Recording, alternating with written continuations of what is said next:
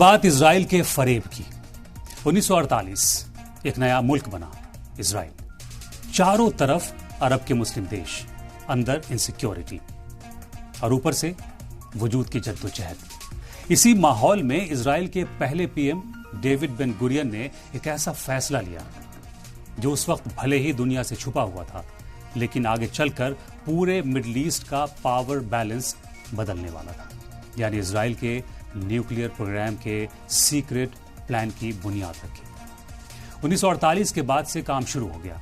Scientist की team बनाई गई, रिसर्च के लिए नेटवर्क तैयार किया गया, लेकिन यह सब पर्दे के पीछे चल रहा था।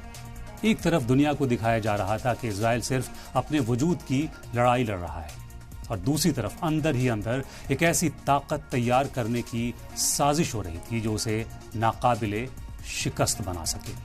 और आज तक इजराइल की न्यूक्लियर पॉलिसी को न्यूक्लियर एम्बिग्विटी कहा जाता है, यानी ना इनकार और ना ही इकरार। यही सोच आगे चलकर इजराइल को उस मकाम तक ले गई जहां वो बिना कुछ कहे भी दुनिया की सबसे खतरनाक ताकतों में गिना जाने लगा।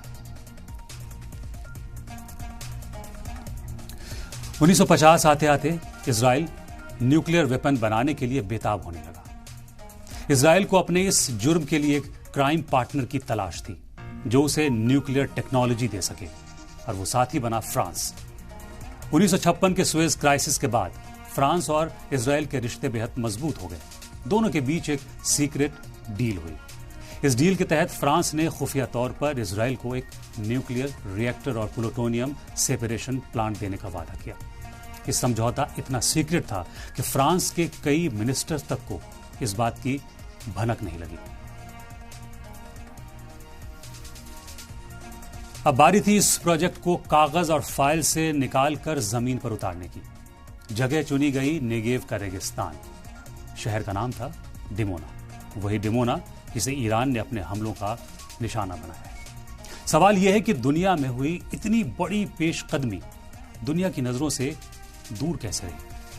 खासकर अमेरिका को इस साजिश का पता कैसे नहीं लग पाया? दरअसल यहां इजराइल ने दुनिया का सबसे बड़ा सफेद झूठ बोला।